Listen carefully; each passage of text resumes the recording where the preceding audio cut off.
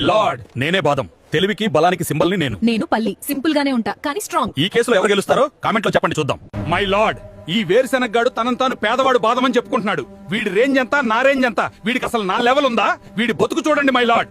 Road మీద ఉప్పు కారం చల్లుకుని జనాలు టైంపాస్ కోసం తింటారు వీడిని, కానీ నన్ను డాక్టర్లు మరీ రాసిస్తారు ఆరోగ్యం కోసం నన్ను తినమని.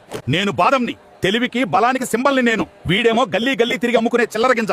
నాతో సమానమా? నాతో పోటీనా వీడికి?